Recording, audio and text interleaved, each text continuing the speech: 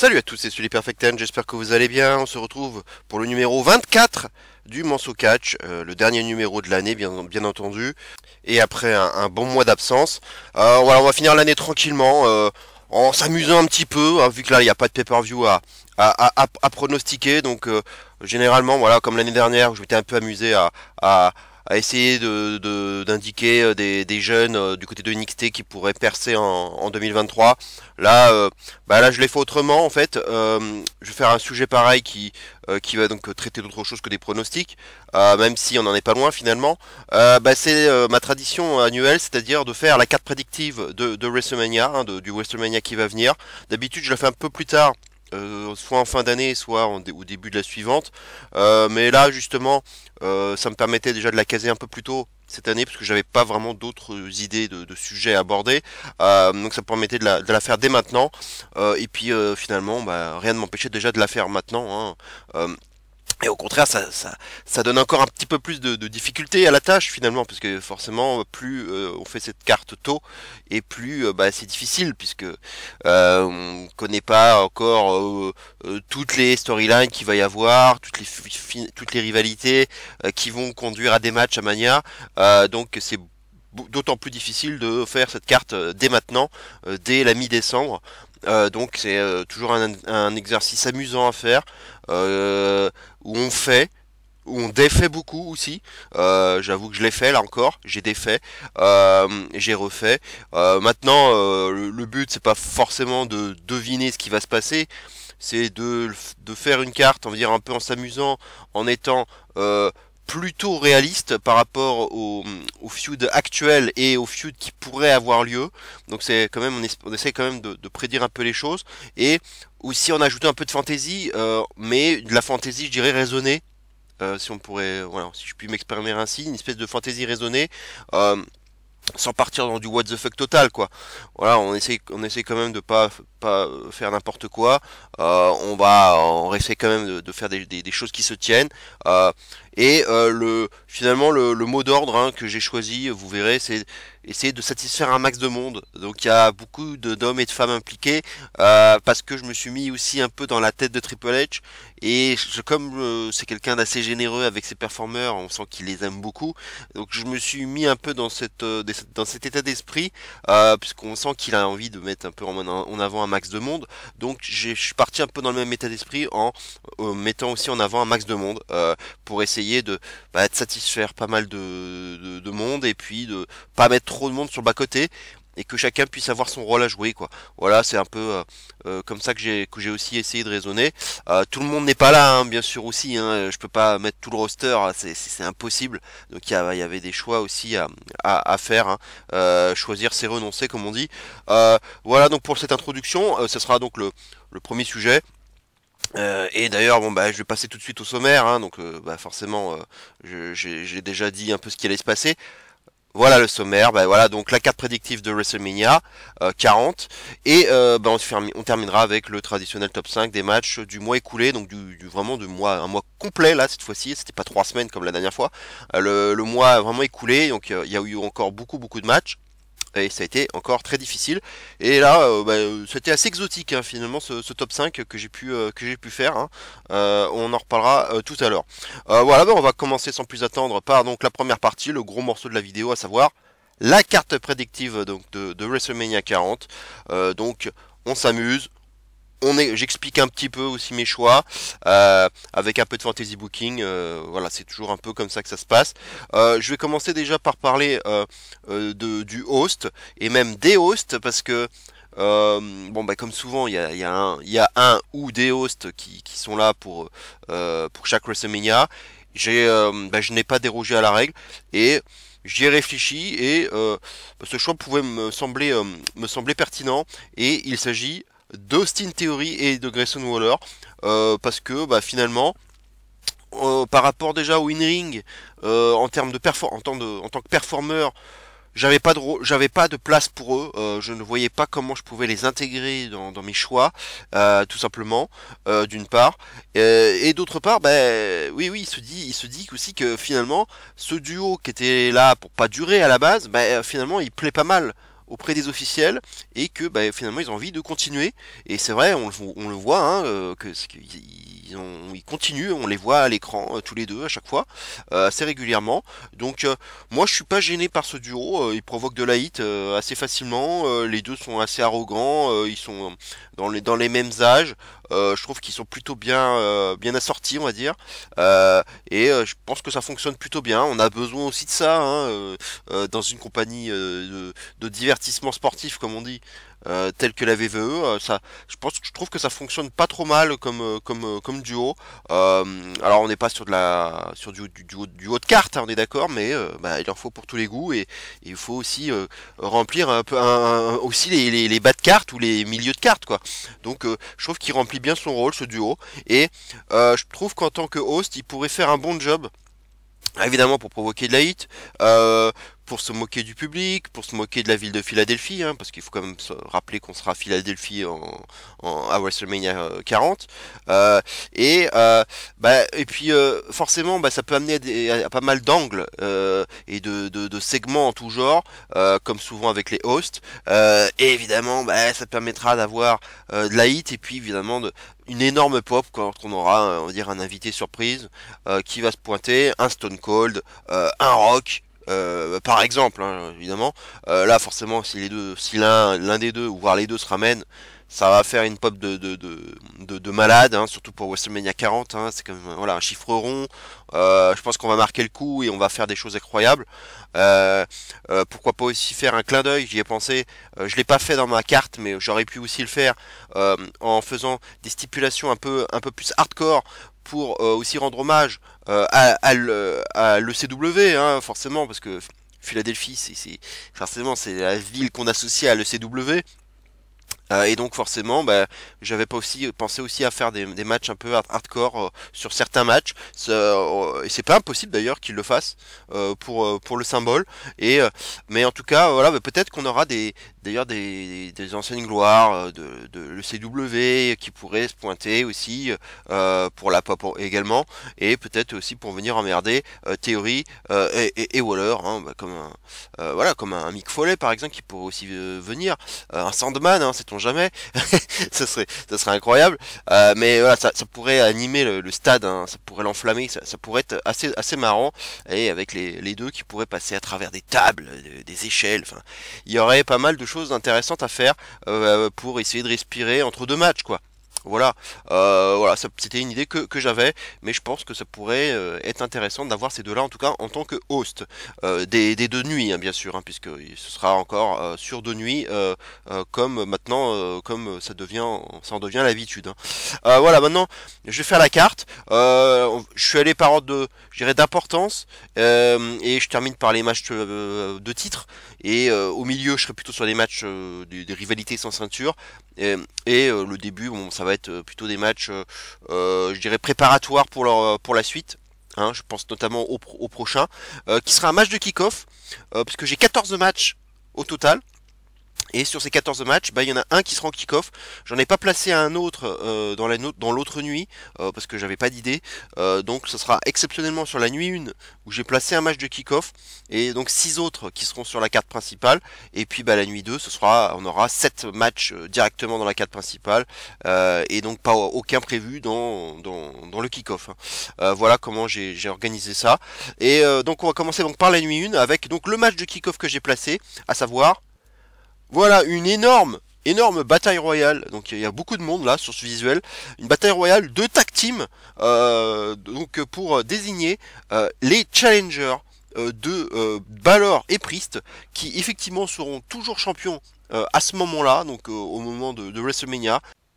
Et ce qui est intéressant de souligner aussi, c'est que l'équipe qui va gagner cette bataille royale va affronter donc Balor et Priest pour les titres le soir même dans la carte principale, donc un peu plus tard dans le show. Donc ça va donner forcément beaucoup d'intérêt, et j'aime bien aussi cette idée dans la mesure où ça peut aussi rendre encore un peu plus nerveux, notamment Damien Priest, hein, dont on sent déjà la tension, hein, par rapport à ce qui s'est passé au Wargames. Et je pense que ça va continuer à monter cette tension. Et j'aime l'idée que justement le fait qu'ils ne connaissent pas leur adversaire le jour même, ou qu'ils le sachent vraiment au dernier moment pour défendre ses titres, bah forcément ça va les rendre encore un peu plus nerveux, et notamment Priest, euh, parce que du coup il se sent pas prêt, il sait pas qui va affronter au dernier moment, il le sent pas, il est pas bien là, et puis ça l'emmerde non plus de défendre ses titres là, voilà, donc en gros il qu'il est quoi, ça l'emmerde de défendre ses titres, et puis voilà son titre, et puis bon bah, forcément il a toujours dans sa tête le titre quoi, le titre suprême, parce qu'il a évidemment il a la mallette, et donc c'est plutôt ça qu'il a en tête maintenant, et puis depuis de plus en plus, hein, et ça va monter je pense au fil des mois là, ça l'emmerde, et donc cette bataille royale donc qui mélange un peu toutes les tag teams qui sont je dirais disponibles on va dire à la VVE actuellement. J'ai supprimé les Viking Raiders parce que je pense que la blessure d'Eric va prendre beaucoup de temps, et donc Eric pour moi ne sera pas rétabli à temps pour WrestleMania, donc j'ai volontairement exclu les Viking Raiders, et j'ai mis un peu tous les autres. Donc j'ai mis une équipe qui peut être intéressante, qui est un peu voilà, qui pour l'instant n'existe pas, mais qui fait sens. C'est Jey Uso et Sami Zayn. J'en reparlerai un peu plus tard par rapport à cette association. Les New Day, hein, qui sont bien sûr une valeur sûre. Kofi et Xavier Woods. Otis avec Tozawa, donc pour représenter la Fly Academy. Donc il n'y a pas de Gable, j'expliquerai aussi tout à l'heure pourquoi. Imperium avec Kaiser et Vinci, hein, grand classique aussi. J'ai mis Sheamus avec Butch, hein, parce que Sheamus, bon, il va pas tarder à revenir, hein, on le sent là. Il y a une storyline actuellement assez bizarre d'ailleurs, assez bancale, avec tout à coup une tension entre Butch et Ridge Holland. Bon, du coup, j'ai un peu surfé là-dessus en me disant que Holland allait se casser du clan. Moi, je le vois bien, je le verrais bien rejoindre NXT, se refaire un peu une santé, parce que je pense que là, le main roster, ça coince pour lui.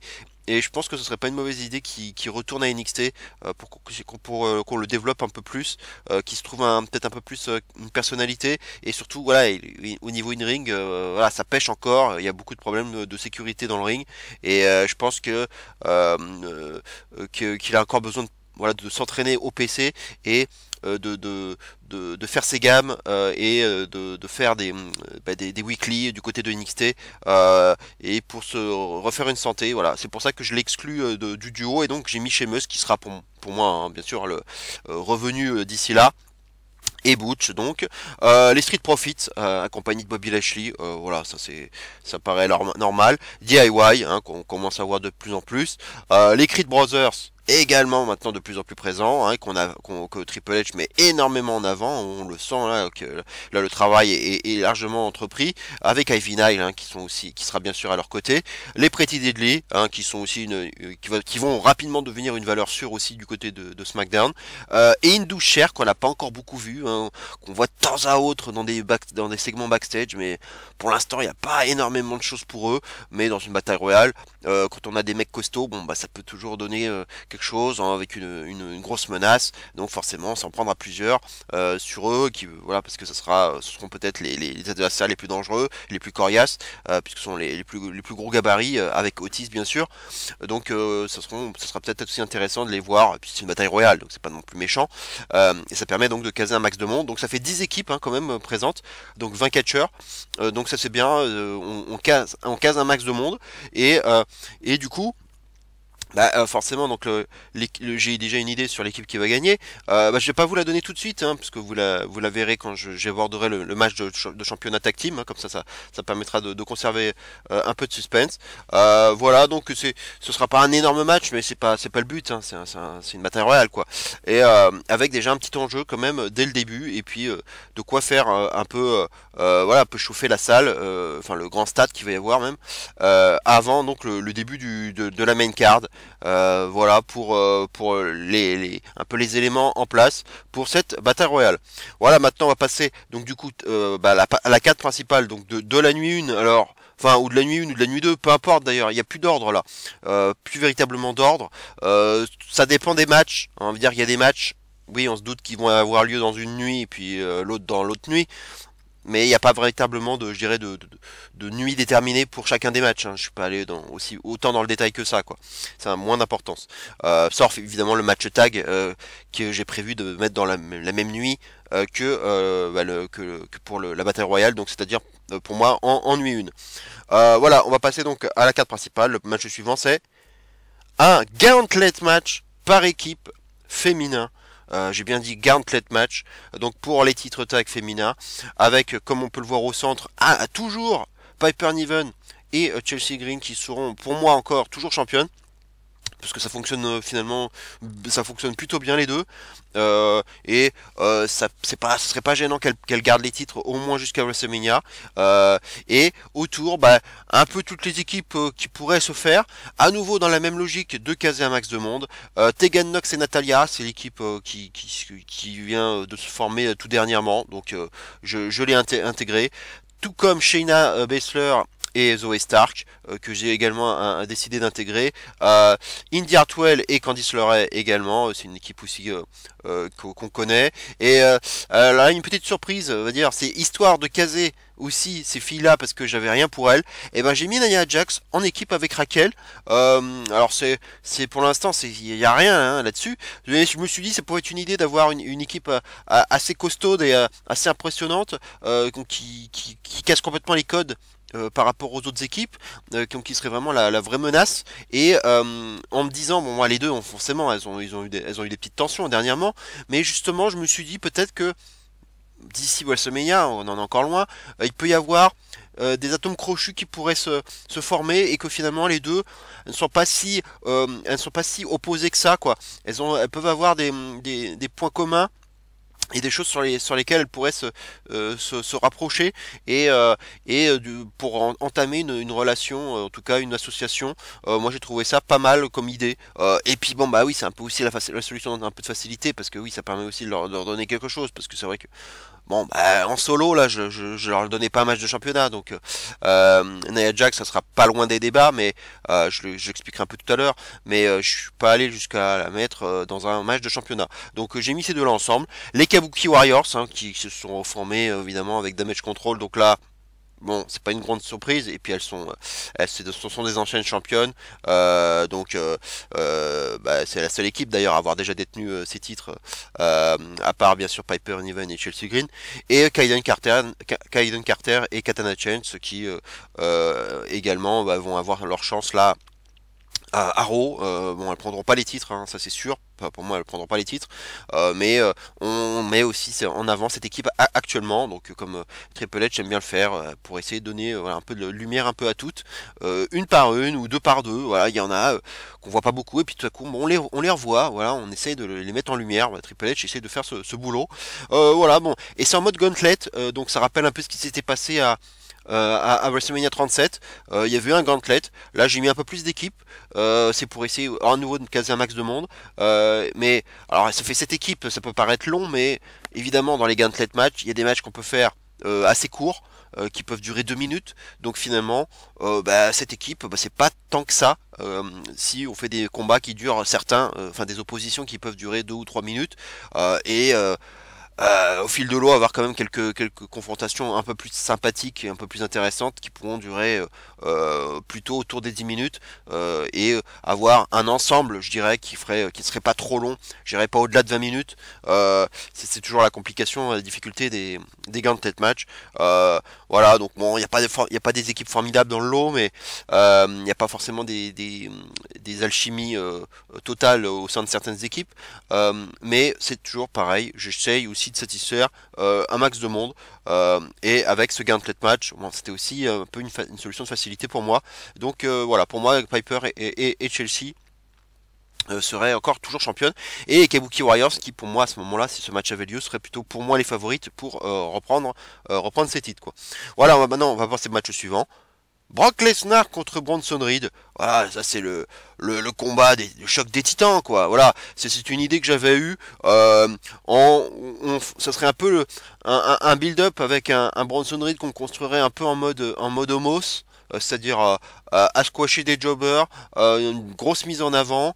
D'ailleurs là il est actuellement en feud avec Ivar, et je pense qu'il faut qu'il ressorte fort fort de ce duel, hein. D'ailleurs il l'a gagné, il l'a battu Ivar cette semaine à Raw.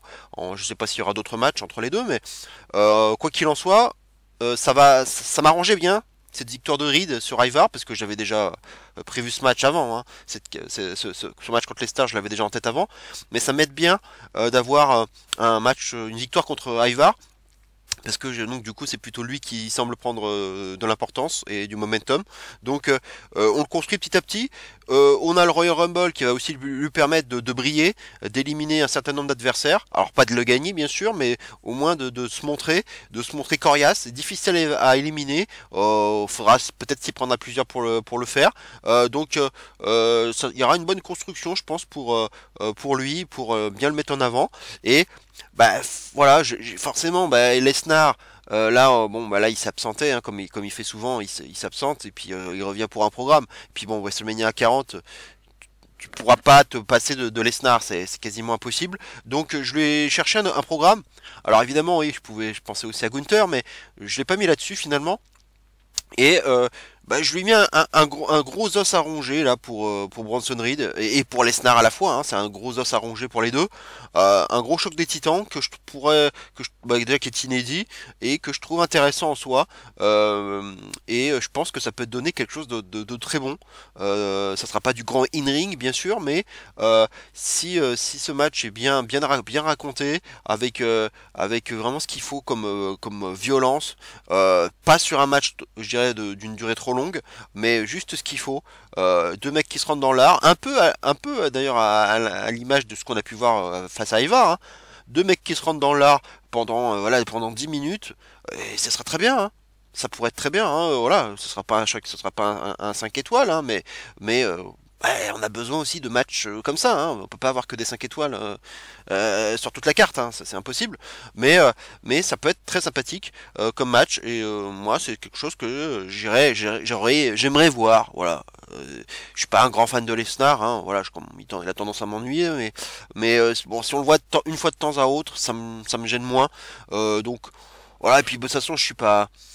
Bah, je me fais pas d'illusions. Enfin, je sais très bien on va le voir, Lesnar à Mania, donc autant lui mettre un match. Donc c'est pour ça que je l'ai fait. Et donc, bah voilà, pour moi, je lui ai mis donc Bronson Reed. Ça pourrait être très intéressant. Le match suivant, qui peut être étonnant, Ilya Dragunov contre Drew McIntyre. Alors là, c'est peut-être mon match le plus fantaisiste, je dirais, du lot. Celui qui a peut-être le moins de chances d'avoir lieu. Et encore. C'est pas non plus si déconnant que ça. Je pensais, bah forcément, on a ça y est, un Drew McIntyre qui est heel. Ça y est, maintenant, il a franchi la ligne rouge, hein, ça y est. Et il est énervé, hein, puis il en peut plus de voir tous ces mecs là comme Jey Uso qui s'excusent pas quoi par rapport à tout ce lui a fait dans le passé. Et bah il en a marre quoi. Il a blessé Sami Zayn. Donc là, il s'en est pris à Jay ensuite, et il en a marre, quoi. Il est frustré, enfin, il devient de plus en plus frustré, et j'ai décidé justement d'augmenter cette frustration dans les mois à venir, avec le Rumble notamment, avec Seth Rollins, parce qu'il va affronter Rollins à nouveau pour son titre, et bah, je me suis dit, bon, bah, il va encore perdre. Il prendra pas le titre à Rollins, ce qui va contribuer à nouveau à augmenter cette frustration. Il va participer aussi au Rumble, hein, bien sûr, il sera forcément l'un des participants. Il gagnera pas le Rumble, donc à nouveau frustration. Un Elimination Chamber dans lequel je verrai bien un match, donc le match masculin, hein, du Chamber, qui serait plutôt pour moi non pas un match de championnat, mais plutôt un match number one contender pour aller affronter Seth Rollins à WrestleMania. Drew McIntyre serait dedans, et à nouveau, bah il le perd. Il le perd ce match. Et donc que des défaites quoi, il y a vraiment que des déceptions, pour McIntyre, qui se retrouve donc fin février début mars là, le bec dans l'eau en fait. Il a rien, il a pas de programme, il a pas il peut plus chercher un titre là, en tout cas pour Mania c'est trop tard. Le train est passé quoi. Et il a eu toutes les opportunités, il est passé à côté à chaque fois.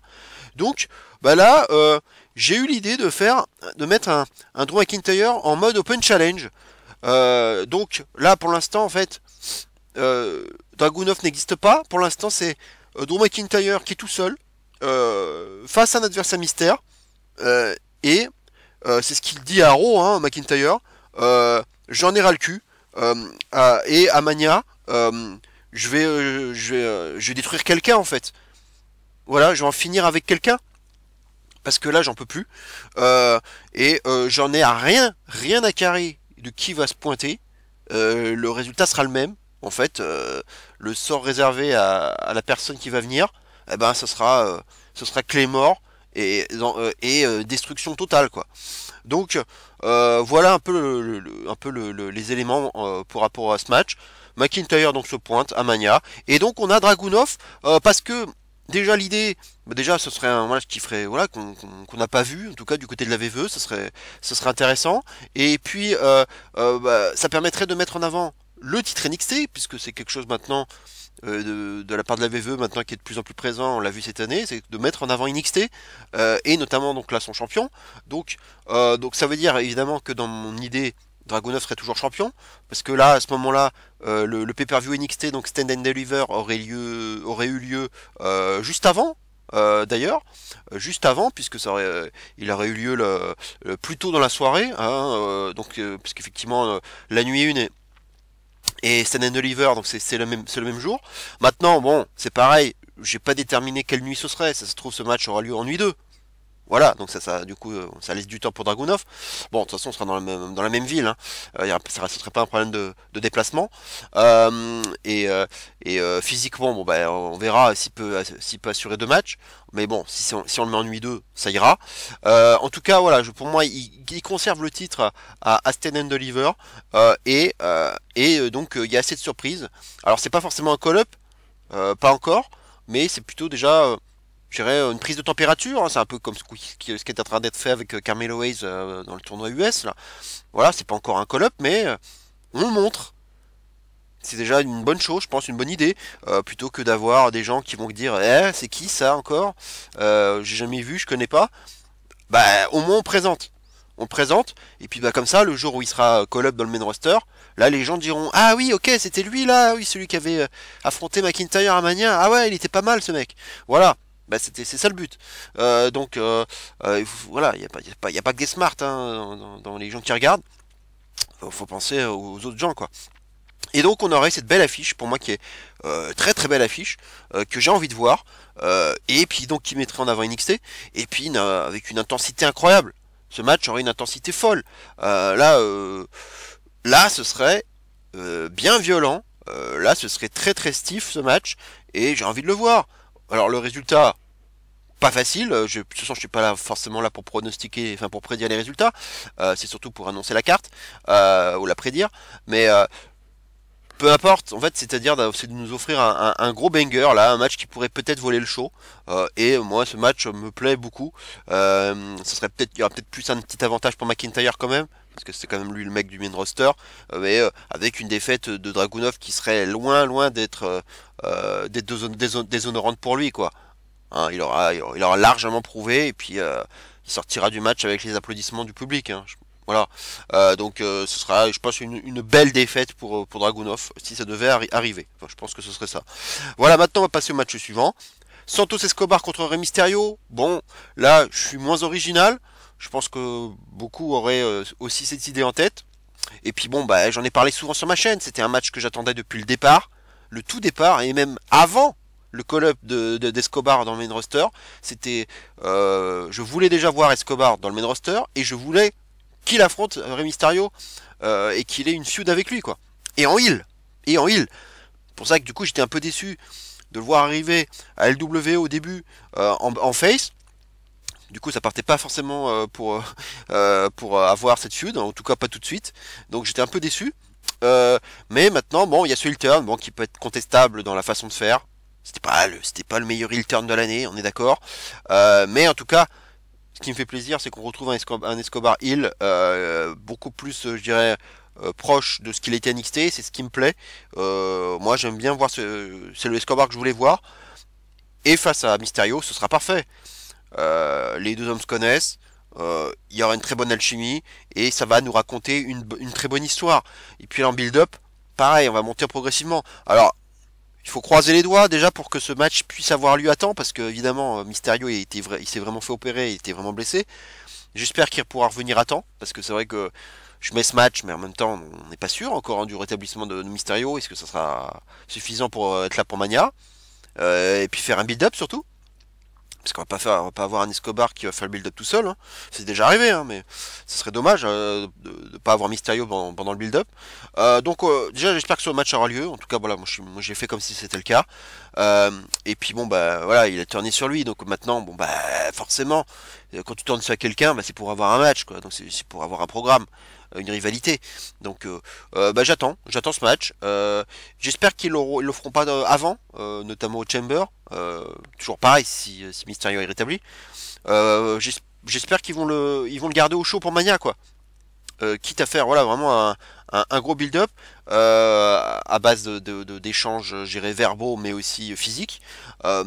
Pour le Rumble, ça me paraît un peu juste pour Mysterio par contre. Donc je pense pas qu'on le verra au Rumble, Mysterio, à moins d'un miracle. En même temps, je suis pas non plus très certain de la gravité de sa blessure. Donc on verra pour ça. Mais j'attends beaucoup de ce match en termes de narration et en termes de build-up et donc en termes de match du match lui-même quoi. Ça peut être très bien. Peut-être pas un show stealer, mais un solide match de mid-card. Et ça, j'ai hâte vraiment de le voir. Parce que il y a eu un petit peu de match entre les deux, hein, on les a vus, hein. Mais c'était pas extraordinaire quoi. Il y a eu ce fameux match avec la blessure de Mysterio là, pour le tournoi là, qu'on avait vu là pour le titre autour du titre US. Mais bon, ça c'est mal fini quoi. Donc il y a encore un goût d'inachevé. J'attends un vrai gros match dans un gros pay-per-view. Voilà quoi. Là, et là on l'a ce match en gros pay-per-view. Donc j'ai hâte de voir ça. Le match suivant, Randy Orton contre Solo Sikoa. Bah oui, forcément, bah, Orton est de retour, donc il fallait aussi lui trouver un programme. Bah, je suis pas allé bien loin. Sikoa, c'est la Bloodline, donc forcément, Orton, il a encore des comptes à régler avec la Bloodline. Hein, depuis son retour, forcément, il pense à ça. Donc là, il est en feud, enfin, il démarre une feud avec Roman Reigns. Il l'a challengé pour le Rumble. Donc, c'est pas officiel, mais bon, a priori, ça va se faire. Il va affronter Reigns au Rumble, donc c'est une affiche qu'on attendait, donc ça fera largement l'affaire. Mais bon, voilà, faut pas se leurrer, il gagnera pas le titre. C'est pas lui qui va faire tomber Roman Reigns au Rumble, donc il le gagnera pas. Ça sera protégé. Il y aura de l'overbooking, il y aura du Jimmy et du Sikoa pour intervenir. Pas que, je pense que des mecs comme LA Knight pourront aussi intervenir. Alors pas AJ Styles, hein, on a vu ce qui s'est passé hein, vendredi, c'est un peu une surprise. Mais en tout cas, il y aura des choses à l'extérieur, mais Orton n'arrivera pas à prendre le titre, quoi. Donc il va échouer de peu, possiblement en grande partie à cause de Sikoa, hein, d'où aussi le match en question, avec une intervention de Sikoa, le coup de pouce, hein, évidemment. Le Samoan Spike qui pourrait aussi le mettre en difficulté, comme on a pu le voir face à Cody notamment. Donc voilà, une bonne affiche, je dirais. Ce sera pas forcément du grand in-ring, hein, mais on aura de la psychologie avec Orton. Il y aura un public qui sera à fond, hein, parce que là il est hyper populaire Orton. Si quoi, il va plus amener sa hit, il est un peu plus boring, mais Orton ramènera ce qu'il faut, je pense, pour que le public soit investi un minimum. Il y aura un peu la phase d'overbooking aussi qui pourrait aussi intervenir. Donc voilà, c'est pour aussi amener à une revanche pour que Orton aussi, alors il battra pas Reigns, mais au moins qu'il puisse finir sur une bonne note en battant, hein, parce que pour moi ce serait plus lui qui battrait le Sikoa pour que on puisse l'amener après sur autre chose, quoi, puis qu'il puisse abandonner cette histoire avec la Bloodline, quoi, parce qu'il est passé à autre chose, quoi. Il reviendra pas sur Reigns, je pense, par la suite, quoi. Donc, voilà, ce match me paraît tout à fait envisageable pour Mania. Le match suivant, Bianca Belair contre Jade Cargill, et oui. Alors, ça aussi, c'est peut-être un petit peu, je dirais un petit peu audacieux, j'avoue, parce que bon, pour l'instant, on n'a pas beaucoup de nouvelles de Jade Cargill, il y a des inquiétudes, certains disent qu'elle est pas prête, que ça se passe pas forcément bien, qu'elle est encore très très loin des 3 points. C'est vrai qu'on la voit plus, même à l'écran, ne serait-ce que pour montrer sa tronche et dire qu'elle est là. On la voit moins, donc c'est flou. On se dit mais qu'est-ce qui se passe? Est-ce que c'est toujours un projet? Est-ce qu'il y a un contretemps? Voilà, bon, forcément on se pose des questions. Moi non, maintenant je pense qu'elle peut encore avoir son rôle à jouer au Rumble notamment. Parce que voilà, quand on a une femme assez costaude, voilà, c'est impressionnante. Voir ça dans un Rumble, ça impressionne. C'est toujours, voilà, il y a un petit côté China vite fait quoi. Et c'est toujours impressionnant. Et puis bah, ça ne requiert pas de grande capacité in ring. En plus un Rumble, donc si son vrai début, ses vrais débuts in ring, c'est au Rumble, je trouverais pas ça déconnant.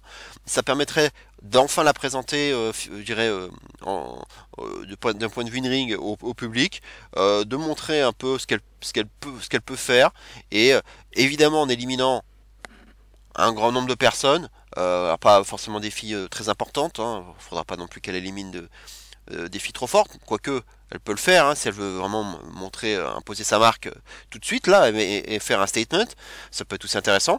Et pourquoi pas éliminer directement Bianca Belair, et ça peut être justement l'un des points de départ de ce match que j'ai mis là. Une élimination de Bianca Belair, qui évidemment elle va être l'une des grandes favorites, hein, comme souvent hein, du Rumble. Une Jade Cargill qui élimine Belair. Là, tu fais un statement clair et net, parce que là tu te dis oh putain, ça veut dire que Belair là, bah là, elle aura pas de match de championnat Mania, merde. Ah, quand même. Alors qu'elle avait perdu son titre sur un cash-in, donc elle pourra pas finir son histoire, elle aussi. Encore une qui a une histoire à finir. Bah non, du coup, ça fout tout en l'air, et ça permet aussi justement d'avoir une suite d'attente. Becky Lynch, on l'a vu, elle a beaucoup de suites d'attente. Et ben maintenant, bah, c'est autour de Belair. Je l'ai pas mise tout de suite sur le titre finalement. Je l'avais fait dans un premier temps. Et là, bah, j'ai effacé. Je l'avais même mise avec le titre. J'avoue, je l'avais mise en tombeuse de Dio Sky. J'ai changé d'avis et finalement, je suis parti sur autre chose. Et du coup, je lui ai pas donné le titre. Et je l'ai mise plutôt sur une fuite d'attente. Face à justement à une Cargill qui, bah, elle a besoin voilà, de se faire les dents déjà sur quelqu'un. Et de montrer déjà quelque chose. Le résultat sera pas facile parce que là, forcément, t'as envie de protéger un peu les deux là. Donc ça sera pas facile si ce match a lieu de faire un pronostic et puis de voir comment ça va se terminer. Là aussi s'ils veulent vraiment marquer le coup, tu donnes une victoire à Cargill et alors là il y a quand même un gros choc quand même, mine de rien, pour quelqu'un qui a pas beaucoup d'expérience, qu'on l'a pas vu encore chez VVE. Donc ouais, ça pourrait marquer le coup, hein, ils en seraient capables. Et puis ben, j'avais une autre idée aussi, c'est que il y a cette élimination au Rumble, Jade Cargill qui pourrait y participer, et un peu plus tard l'Elimination Chamber, dans lequel j'imaginais une défense de titre d'Io Sky, donc pour son titre Women's Championship, et dans lequel il y aurait Bianca Belair, et bah une Bianca Belair qui bah, se ferait attaquer en pleine, alors qu'au moment, alors ça rappelle beaucoup ce qu'a fait Logan Paul avec Rollins, mais je m'en suis aussi un peu inspiré. C'est qu'au moment où une fille est éliminée, la porte s'ouvre et ben, Jade Cargill arrive, et là elle s'attaque à Belair pour la détruire et provoquer son élimination. Ce qui permettrait à Io Sky de s'imposer, hein, parce que voilà, je le dis déjà, du coup dans mon scénario, Io Sky conserverait son titre Women's Championship à l'intérieur de l'Elimination Chamber, et donc bah on met encore une pièce dans la machine pour continuer à alimenter la feud entre Belair et Cargill, et puis voilà, donc le match à Mania, voilà. Donc on verra ce que ça donnera, si ce match a lieu en tout cas. C'est une affiche qui a quand même qui a un petit peu de star power quand même, un peu de prestige, une feud sans ceinture. Voilà, bah, c'était aussi un intérêt. J'avais envie d'avoir 4 matchs féminins sur les 2 nuits, c'est-à-dire 2 matchs de championnat solo, le match de championnat tag team, et un quatrième match qui serait un match sans ceinture, sans rien, une rivalité quoi.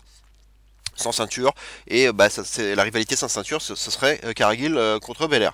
Voilà, de toute façon, Cargill, il va falloir de toute façon y aller pas à pas avec elle, hein, faut pas la mettre sur un titre tout de suite, c'est pour ça aussi que j'ai préféré lui donner une grosse rivalité là, mais contre quelqu'un qui n'a pas de ceinture, ce qui permettra aussi de l'élever et voilà, de prendre un peu en expérience, et puis d'y aller petit à petit, hein. Je pense qu'il faut pas aller trop vite avec Cargill, hein.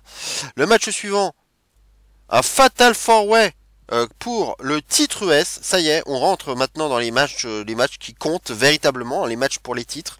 Un Fatal 4-Way avec Logan Paul, qui pour moi serait toujours champion des États-Unis, et là avec beaucoup de, je dirais, de potentiel, et beaucoup de menaces potentielles, avec AJ Styles dans un premier temps, Kevin Owens et LA Knight.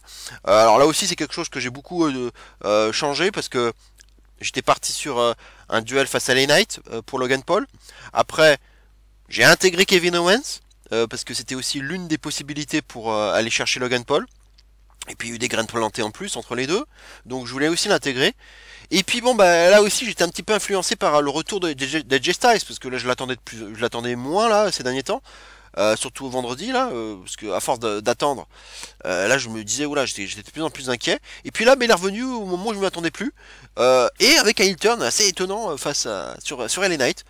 Donc ça, il faudra nous expliquer ce qui s'est passé, et si c'est une jalousie par rapport à ce qui s'est passé à l'association entre Cena et LA Knight là, c'était à Fastlane. Où il aurait dû être là finalement, hein. Il aurait dû être là à la place d'LA Knight, mais bon, une jalousie par rapport à ça, c'est un peu léger. Donc j'attends d'en voir plus. Certains parlent aussi d'un AJ Styles qui pourrait redevenir un peu comme il l'a été à la TNA il y a une dizaine d'années, avec une gimmick de Lone Wolf. Donc un mec un peu plus solitaire, tout de cuir vêtu, avec une capuche un peu plus sombre, un peu un anti-héros. Pourquoi pas? Pourquoi pas? Ça avait pas bien forcément plu à l'époque. Maintenant, voilà, c'était pas les mêmes personnes, je dirais, qui au booking. Donc peut-être qu'il veut retenter sa chance chez VVE avec cette gimmick, hein, pourquoi pas, hein, pour la histoire de le renouveler un peu. Moi je serais pas contre. Voilà, donc ce sera peut-être pas forcément totalement l'apparence qu'on lui voit là, actuellement sur le visuel, même si bon il y a du cuir, mais il pourrait avoir une apparence encore un peu plus badass et mystérieuse, je dirais. Bah du coup ça a une affiche qui déjà permet déjà à nouveau de caser un max de monde, d'assurer au niveau in-ring. La partie gauche là, forcément AJ Styles, Kevin Owens, ça ce sera la partie vraiment in-ring pur, qui assurera largement. Et de l'autre côté, le côté un peu plus showman, entertainment, avec Logan Paul et LA Knight. Donc on a un bon cocktail assez équilibré, je dirais. Et en plus, bah, au niveau build-up, ça peut être très bien aussi au niveau des promos, parce que là, les 4 peuvent être bien assurés au niveau des promos, et peuvent s'envoyer de bonnes punchlines. Donc je pense que ça peut faire largement le taf aussi bien au niveau du in-ring qu'au niveau du build-up et au niveau donc des promos. Donc là, ça ferait quand même une grosse menace pour Logan Paul. Donc ça veut dire que pour moi, celui qui va gagner le petit tournoi actuellement là, qui est en train de se faire, ne prendra pas le titre à Logan Paul. Et puis bah du coup c'est intéressant parce que moi à la base j'avais déjà mis LA Knight, mais j'ai juste rajouté AJ Styles là au dernier moment, mais du coup ça tombe bien parce que forcément les deux hommes seraient dans le même match, et puis bah ça ferait écho du coup à l'attaque que vient de faire AJ Styles sur LA Knight. Donc là aussi il peut se raconter des choses, donc c'est bien. Du coup ça me va bien, on va dire, ce qui se passe là. Donc ce Fatal 4-Way peut vraiment bien assurer le coup et être très très incertain au niveau des résultats, hein, en plus, hein. Et puis voilà, Fatal 4-Way, c'est no DQ, tu peux protéger le champion dans la défaite en plus, s'il se fait pas soumettre ou s'il ne prend pas le pin, donc c'est très bien aussi. Et puis voilà, faut pas, je pense que Logan Paul garde le titre trop longtemps, parce que voilà, il va être plutôt plat, il est plutôt part-timer, donc c'est déjà un problème avec Roman Reigns, donc si en plus t'as le même problème avec Logan Paul, hein, du coup pour SmackDown c'est compliqué quoi. Donc là je pense qu'il faudrait en profiter pour changer de champion lors de ce match, et pourquoi pas justement donner enfin un cadeau à LA Knight quoi, qui a rien eu encore, hein, finalement, hein. Il a pas de titre, il est over, mais c'est bien d'être over, mais à un moment donné il faut, comme je l'ai souvent dit, battre le fer pendant qu'il est chaud. Là bon, attention là, parce que le fer chaud il commence quand même à un petit peu refroidir, hein. Attention, attention. Donc là, Mania, pour moi, c'est un peu la dernière chance pour que les Knights aient quelque chose, quoi. Parce que sinon, ça va être beaucoup trop long en termes d'attente, quoi. Voilà, en tout cas, ce match me plaît bien et je trouve qu'il a beaucoup de potentiel et je le trouve aussi crédible. Et c'est tout à fait une carte qu'on pourrait, un match qu'on pourrait avoir, hein. Le match suivant, Gunther, le titre intercontinental, toujours donc dans les mains de Gunther, qui aurait cette fois-ci, alors ça ressemble un peu au précédent, mais c'est pas un Fatal 4-Way là, c'est un Fatal 5-Way. Donc là, on a carrément 4 menaces pour Gunther, parce que bon, à chaque fois Gunther, il se plaint, il a personne à son niveau, et là, bon bah, alors c'est pareil, c'était pas fait exprès, et j'avais eu cette idée déjà avant, mais bah, du coup, ça m'arrangeait bien de voir un Adam Pearce là qui a convoqué Kofi Kingston, Chad Gable et Ricochet là dans son bureau, hein, autour du titre intercontinental, parce que du coup ça me va bien. Je sais pas ce qu'ils vont faire. Alors est-ce que Kofi Kingston du coup il va être, si ça se trouve à Mania il sera peut-être plus relié au titre intercontinental, il sera même pas en équipe avec Woods, hein, on sait jamais. Mais bon. Moi, je suis resté sur le New Day ensemble. Et j'ai pas mis Kingston. Et du coup, bah, l'idée, ce serait peut-être, à l'image de ce qu'on voit avec Pierce là, bah, de donner de la compétition à Gunther. Parce que bon, à chaque fois, bon, finalement, il est toujours dans les matchs 1 contre 1. Et puis 1 contre 1, voilà, bah, il est toujours il est au-dessus, quoi. Il y a personne à son niveau en 1 contre 1. Tandis que là, avec 4 adversaires, là, il y a du danger, et là, il y a évidemment l'énorme risque qu'il perde son titre sans prendre le pin, quoi. Et sans prendre ou la pin de la soumission. Donc là, il y aurait un gros danger, et on tournerait, justement, le build-up tournerait aussi un peu autour de ça, et d'un Gunther qui serait pas très content de ça, et qui critiquerait Adam Pearce à cause de ça. Mais voilà, Adam Pearce, lui, il serait content de cette décision. Lui, il trouve que ça mènerait un peu de piquant. Maintenant, bon, Gunther, il dit, bon, de toute façon, peu importe, c'est des clowns, tous ces mecs, ils sont pas à mon niveau, donc peu importe. Et bah, des mecs qu'on a vu, voilà, c'est de la mid-card, quoi, voilà. Donc Ricochet, on l'a déjà vu avec Gunther, le Gable, pareil. Nakamura, ça serait un peu plus différent, c'est vrai qu'on l'a pas vu autour du titre intercontinental, en tout cas de Gunther. Hein. Il a été champion intercontinental, bien sûr, mais pas, voilà, on l'a pas vu autour du titre de Gunther. Mais c'est aussi histoire de mettre un heal et pareil de le caser. Parce que Nakamura, j'avais rien pour lui, quoi. J'avais pas de programme. Parce que là, il a une fuite d'attente avec Cody, mais ça va pas durer. Avec Cody, ça sera fini après, hein. Cody va s'en sortir. Donc voilà, Nakamura, faudra qu'il passe à autre chose. Donc je l'ai mis là-dessus et ça aurait du sens. Et enfin Ivar, bah, qui n'a toujours pas récupéré Eric, hein, comme je le disais tout à l'heure, je pense que ça sera trop juste pour lui. Il y a un petit push solo, donc ils en profitent, hein. Et je trouve qu'il s'en sort pas si mal, accompagné de Valhalla bien sûr. Donc je l'ai mis aussi, histoire aussi d'occuper la mid-card, de lui donner aussi un os à ronger, et parce que toujours pareil dans la logique de caser un max de monde. Et alors j'ai changé aussi de mes plans, parce qu'à la base j'avais mis le Miz à la place d'Ivar. Le problème c'est que on vient d'apprendre que le Miz il va affronter Gunther une dernière fois, puisque s'il perd contre Gunther, il ne pourra plus affronter Gunther pour son titre. C'est la stipu. Et comme on se doute bien que le Miz va pas prendre le titre à Gunther, bon bah voilà, on le met plus dessus, quoi. Donc je l'ai enlevé et je l'ai remplacé par quelqu'un d'autre. Il fallait que je mette quelqu'un d'autre dans la mid-card, et j'ai mis Ivar. J'ai opté pour ce choix-là. On verra. Mais en tout cas, il peut y avoir une histoire intéressante, hein, que j'avais en tête aussi, vu que notamment le Miz et Gable avaient pas mal été traités de clown par Gunther. C'était que on a une association assez improbable entre le Miz et Gable, avec justement quelque chose un peu comique, et d'avoir un Miz qui finalement arriverait un petit peu à s'entendre avec Gable, malgré des difficultés, alors c'est une invention que j'avais eue, non plus d'avoir l'Alpha Academy, mais la Low Some Academy, avec le Miz qui serait un petit peu à la tête de ça, et alors c'est vraiment, on serait vraiment dans de la comédie pure, mais histoire aussi d'avoir un autre programme pour le Miz, et de l'intégrer à l'Alpha Academy. Alors ça durera ce que ça durera, mais d'avoir du coup un un Miz qui permettrait d'être plus coaching aussi, coaching du coach finalement, qui irait aussi aider Gable à lui prodiguer quelques conseils avec des segments assez drôles forcément au passage. Donc avec un Miz qui pourrait aussi aider Gable. Voilà, c'était un peu l'idée pour du coup avoir aussi quelque chose à donner au Miz. Puisque du coup il serait pas du match, hein, ça c'est sûr. On est sûr qu'il sera pas intégré au match face à Gunther. Ça c'est déjà une première chose qui est sûre. Donc j'ai mis Ivar à la place et puis bah du coup j'ai mis un programme avec l'Awesome Academy. Ça c'était mon idée un peu folle qui serait en parallèle dans le cadre du build-up et donc avec voilà 5 mecs avec des styles un peu différents. Il y a un peu de tout là. Et il y a de la force et il y a de la voltige, donc ça peut être vraiment un bon cocktail pour aussi vraiment inquiéter Gunther. Et là, effectivement, là on pourrait se dire que là, il est en grand danger et ce serait peut-être le moment de lui faire perdre son titre et d'emmener Gunther vers Rollins, quoi, ou voir quelqu'un d'autre, on sait jamais. Enfin, en tout cas, celui qui sera champion mondial, quoi. Parce qu'à un moment donné, Gunther. Il va pas rester avec son titre intercontinental bien longtemps. Hein. Il est même dans les favoris pour remporter le Rumble. Hein. Donc c'est peut-être aussi quelqu'un sur qui il faudra miser pour le Rumble. Hein. C'est pas mon choix pour l'instant, mais sait-on jamais.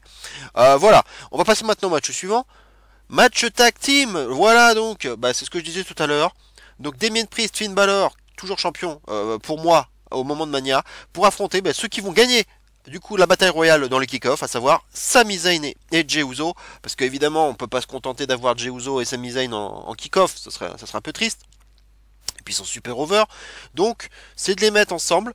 C'est vrai qu'on n'a pas encore vu cette tag team, donc voilà, l'association on la raconte plus, hein, elle se fait toute seule, c'est de l'amitié pure, les deux sont confiance. Et ça permettait aussi de raconter une histoire autour un peu de la situation de Sami Zayn qui était déçu d'avoir perdu Kevin Owens qui était parti du côté de SmackDown. Il se retrouvait un peu tout seul, puis il avait perdu les titres tag bien sûr. Et de l'autre côté, un Jey Uso qui se retrouve drafté à Raw et qui donc un an auparavant était encore champion par équipe, mais a perdu ses titres par équipe avec son frère à Mania face justement à Sami Zayn et Kevin Owens. Donc les deux auraient finalement des besoins mutuels. L'un se disant, Jey Uso disant à Sami, oui je sais, t'as perdu ton pote là, il est parti il est parti à SmackDown. Et moi je peux être ton partenaire là, et on peut raconter une belle histoire ensemble et reprendre ses titres tag. Et Sami Zayn pourrait dire de son côté, oui, moi ça me plairait bien, et puis effectivement, ça te permettrait de récupérer aussi les titres, vu que je te les ai pris, je t'ai pris ces titres l'année dernière, quoi. Donc voilà, ça permettrait de le chambrer un petit peu au passage, mais donc tous les deux auraient des intérêts mutuels, et de former une belle équipe et d'avoir un beau happy ending, avec possiblement donc Jey Uso, Sami Zayn pour prendre les titres, et d'avoir encore une belle histoire, un peu comme l'année dernière. Alors ça fera pas le main event de Mania, ça c'est sûr, hein, c'est pas une affiche digne de main event ça. Mais ça permettrait d'avoir un moment feel good, d'avoir un bon match. Hein, je pense que ça permettrait d'avoir un bon match. Alors ça fait ça fait un peu main event d'Euro, vous me direz, mais ça peut quand même aller au-delà d'un main event d'Euro hein, au niveau qualitatif. Je pense qu'il peut faire encore mieux que ça. Donc je partais là-dessus et puis toujours une narration autour de Damien Priest de plus en plus énervé, tendu au sein du Judgment Day et qui est à deux doigts de péter un câble quoi. Et à tel point que à un moment donné du match, à force de ne pas pouvoir cacher sa mallette et de ne pas non plus jamais pouvoir finalement arriver à son but ultime d'être champion du monde, à un moment donné, il lâcherait carrément Balor en plein match à la grande surprise du public hein, qui ne s'y attendrait pas là à ce moment-là et aussi sur une grosse pop hein, il lâcherait Balor et il le laisserait se démerder tout seul et là évidemment il s'en sortira pas à Balor tout seul et victoire nouveau champion donc Jey Uso, Sami Zayn, la grosse pop et là des perspectives intéressantes hein, puisque là pour moi on serait au moment de la nuit 1 on sait qu'aussi dans le main event de la nuit 1, Seth Rollins, hein, attention, il va défendre son titre. Ah ouais, est-ce qu'il n'y aurait pas un cash-in derrière? Voilà, c'est ça aussi l'intérêt. Voilà aussi pourquoi j'ai raconté cette histoire. Donc voilà, j'en dirai pas plus pour le moment. On va passer au match suivant. qui serait Bayley contre Io Sky. Voilà le duel qui est quand même assez attendu, hein, qui a été bien protégé. C'est une très très longue histoire. Damage Control, hein, un clan que je voulais voir péter depuis un an maintenant, hein, quasiment, et qui ne pète toujours pas. Au contraire, on a ajouté d'autres filles, hein, Asuka, Kairi Sane, mais on a une Bayley qui semble de plus en plus isolée, qui a fait le boulot, hein, on l'a vu au Wargames, hein, elle s'est sacrifiée, elle a essayé d'aider tout le monde, quoi, de sauver tout le monde, mais elle l'a payé au final, quoi. Elle prend le pin, on a l'impression que ses partenaires ont un peu lâché le match à la fin. Disons que c'était une écriture que j'avais eu l'impression de voir. Maintenant, bon, ils l'ont pas trop finalement développé. On n'a pas l'impression que c'était ça finalement quand on voit les weekly qu'on suivi. Donc, est-ce qu'on le saura plus tard ou pas? D'ailleurs, si ça avait été vraiment ça, si elles avaient vraiment lâché le match, ça m'aurait peut-être donné un peu plus. Ça m'aurait donné peut-être une note un peu plus élevée pour ce Wargame féminin. Je serais peut-être monté à 4 écarts au lieu de 4. Mais bon, comme il n'y a pas ça, je reste à 4 parce que du coup, il me manque quelque chose, quoi. Je trouve que les filles n'étaient pas assez KO, hein, c'est ce que j'avais dit dans ma review, pour laisser Bayley comme ça livrer elle-même, quoi. Donc voilà, en tout cas, une Bayley qui continue de faire de son mieux. On le voit encore dans les weekly. Elle aide ses partenaires à gagner. Elle fait ce qu'il faut. En fait, elle fait le job. En gros, elle est finalement irréprochable en soi. Et je trouve, hein, de plus en plus, et c'était déjà quelque chose que j'avais en tête, et je pense que c'est ce qui était en train de se passer, c'est qu'on est en train de travailler au petit à petit le face turn de Bayley. Et en plus, ça a du sens pour moi, parce que c'est un peu la Sami Zayn au féminin, c'est-à-dire que c'est quelqu'un qui est maintenant heel depuis longtemps, hein, mine de rien, ça fait un bon petit moment qu'elle est heel, et je pense que à un moment donné, ben, un nouveau face turn finalement, le fait qu'elle redevienne face, ben, ça serait nécessaire, je pense, parce qu'on l'a un peu oublié la Bayley face, mine de rien. Et ça permettrait de renouveler un peu son personnage, et je pense que ça peut fonctionner aussi bien que actuellement avec sa mise en face, et je pense que là elle est un peu dans la position de victime là, avec Damage Control, donc je pense qu'on est en train de construire un peu une Bayley en position de victime, et donc on est en train d'essayer d'un peu d'appâter le public, quoi, de l'émouvoir en quelque sorte par rapport à ce qui lui arrive, quoi. Donc pour l'instant ça va pas trop mal. Il y a eu un beau clip là, on a l'impression que elles sont toutes là soudées. Bon, c'est pas le cas, mais bon. Mais en tout cas, une phrase intéressante de Bayley qu'elle prononce, c'est qu'elle dit, là, Io Sky est championne, les Kabuki Warriors, ça vont récupérer les titres tag, et puis moi, je vais aller gagner le Rumble, et puis je vais aller chercher Rhea. Voilà, elle parle de Rhea, hein, évidemment, elle va pas parler de Io Sky, hein, ça serait idiot. Donc, elle affiche ses ambitions, quoi. Évidemment, donc avoir un clan paré d'or, quoi, forcément, hein. Et c'est ça qui est intéressant, je pense, et qui me pousse à aller vers une victoire, pour l'instant en tout cas, une victoire potentielle de Bayley dans le Rumble.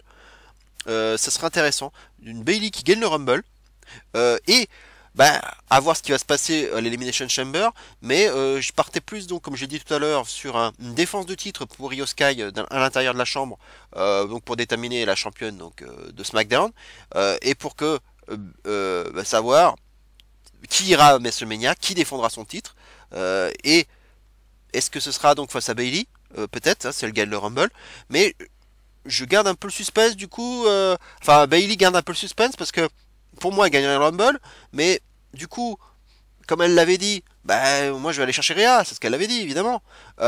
Mais comme il va se passer beaucoup de choses d'ici Mania, je pense que là, Bayley elle sent que le vent est en train de tourner et qu'on est en train de la lui faire à l'envers. Et là, on va avoir des segments intéressants où voilà, elle va écouter aux portes. Elle va être un peu exclue à nouveau, comme on l'a pu le voir pendant les matchs. Non, il vaut mieux que tu restes au vestiaire, que tu sois pas ringside, que tu n'assistes pas au match, reste par là. Voilà, on la met encore un peu sur le bas-côté. Elle est frustrée. Ça va encore à nouveau moins bien. Enfin, il y a des hauts débats, mais là, ça redevient encore bas. Et elle sent qu'il y a des choses qui se trament. On a une Dakota Kai qui finalement a l'air peut-être beaucoup plus machiavélique qu'il n'y paraît. Et on se demande même si c'est pas finalement elle le mastermind du clan, hein, parce elle prend de plus en plus ses aises, elle s'exprime de plus en plus, hein, ce qu'elle faisait pas avant. Certes, elle sert même aussi un peu d'interprète finalement pour ce que dit les autres japonaises. Donc attention. Du coup, Bayley est en train de voir tout ça. Et puis elle écoute aux portes et puis elle entend des choses qu'il faut pas entendre en fait. Et là oui elle se dit bon là oh là ça commence à puer, on est en train de me la mettre à l'envers et bah forcément avec cette victoire au Rumble eh ben on va apprendre bah évidemment comme j'ai dit Io Sky va conserver son titre au Chamber donc Bayley du coup elle est fixée. Elle sait qu'il y aura un replay en face du côté d'Oro et elle sait maintenant désormais avec certitude que ce sera Sky du côté de SmackDown et là bah maintenant elle garde ce suspense hein, pour annoncer ce qu'elle va faire. Alors on la verra apparaître du côté de NXT évidemment. Hein, elles sont obligées maintenant, hein. Tout le monde passe du côté de NXT, faut quand même pas les oublier maintenant. Donc elle va aller voir Lyra Valkyria, hein, je pense qu'il sera toujours championne d'ici là. Pour teaser un match, forcément, bon ça n'aura pas lieu, mais bon, c'est pour histoire d'eux quoi. Et puis ça fera un peu d'audience pour NXT. Voilà, Bayley va voir Lyra Valkyria. Oh attention, le grand retour de Bayley à NXT. Voilà, ça fera plaisir. Et bah du coup, à SmackDown, juste après Elimination Chamber, donc on sera fin février, début mars. Là, bah oui, bah, le Damage Control se sent assez confiants. Bon voilà, ils rigolent. Enfin. Bah ça maintenant, bon bah voilà, tu vas choisir replay maintenant, hein, on est d'accord, hein, évidemment, on va te soutient, hein, on te soutient Bayley, hein, tu vas aller le prendre ce titre, hein, tu vas lui prendre à Area Replay, hein.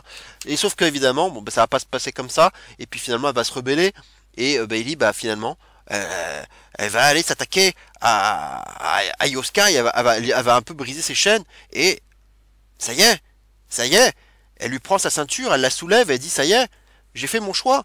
Et elle va chercher Io Sky. Et ça, c'est la grosse pop, là. Et là, le face turn.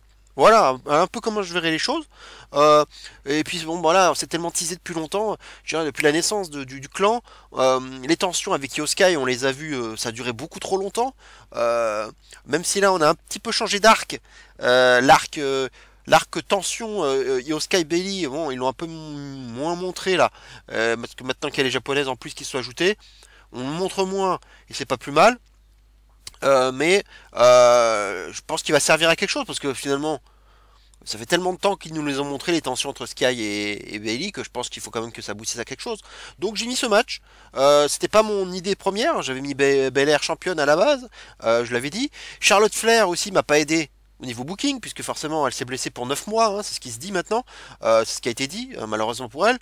Donc évidemment je l'ai exclu de la carte parce que sinon j'étais plutôt parti sur une Belair Flair autour du titre, donc ça n'a plus rien à voir maintenant. Mais puis bon bah voilà, de toute façon Sky Bayley, il y a largement de storytelling, il y a largement de build-up pour aboutir à ça, hein. C'est même logique, hein. Surtout avec cette promo où Bayley à un moment donné dit bah je vais aller chercher replay quoi. Je pense que ça peut permettre justement d'avoir le twist. Alors un twist qui est pas une surprise, mais en tout cas pour Damage Control, ce serait le twist. Hop, de changer finalement de cible quoi et de changer de titre de championne et d'aller chercher finalement Sky. Voilà donc pour moi ce serait ça